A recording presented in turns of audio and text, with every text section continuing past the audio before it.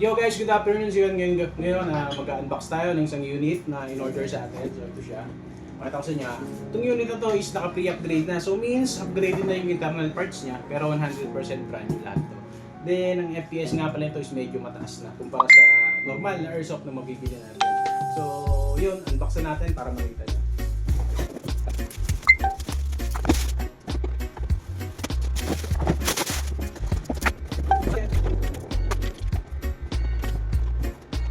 So ito siya. Tinanggal pa natin yung mga lock.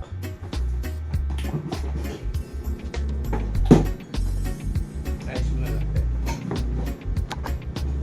So yun, ito yung unit. Yan, tignan nyo. Full metal na siya. Retractable din yung butt stock. Then naka-UD spring na to. So anytime pwede natin pataasin o pababain yung FPS niya.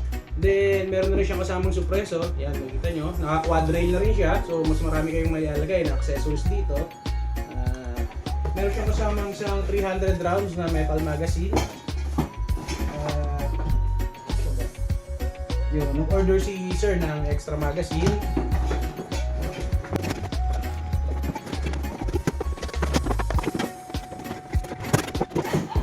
Naka-lithium polymer battery na rin siya muna unit bago natin i-check yung FPS.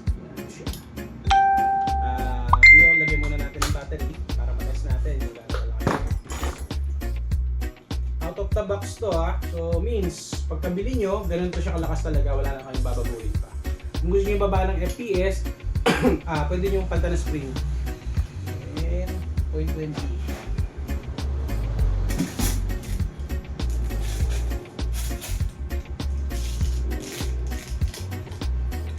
Lagyan natin yung 0.20 sa ibabaw para 2, 3, 4, 5, 6, 7, 8, 11 na 0.20 degrees.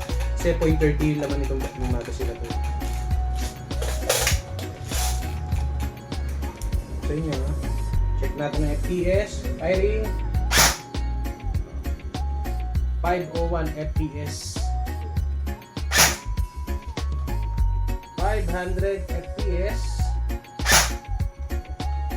501 FPS. 502 FPS. 498 FPS.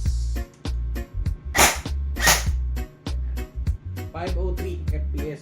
So makikita nyo naman kung gano'n siya kalakas. So yun, napakasulit ito itong unit na to. Sa presyo niya, na halos ka-presyo lang ng ibang brand katulad ng ENC, upgraded na yung internal parts niya. So yun, konti lang dinagdag nyo. Kaysa magpa-upgrade kayo ng worth 5,000 or 7,000, dito na kayo. Mas okay ito. So may kasama rin siyang lithium polymer battery. QD na spring, pwede nyo palitan anytime. At ano pa ba? So yun lang. Kasama nyo sa package, isang 300 rounds na magazine. So yun, nakita nyo kung gaano kalakas yung FPS nito. Naalala ko po, sa mga gusto ng gantong unit, message lang kayo sa page. Yan, tingnan nyo mabuti. Sulit na sulit to sa presyo. Halos ka presyo lang to ng mga ENC na mabibili nyo. Pero, ang FPS nito is nasa 500 FPS na, out of the box. So yun, maraming salamat po sir sa owner nito. Ready to pick up. So yun, ulitin ko Airsoft rifle na naka pre-upgrade, 500 FPS out of the box. Yeah. Check nyo. Wala na kayong babaguhin pa. So upgraded na yung internal parts, 100% brand new. Pero check nyo naman yung FPS niya kung gaano kataas. So yun, sulit na sulit talaga to.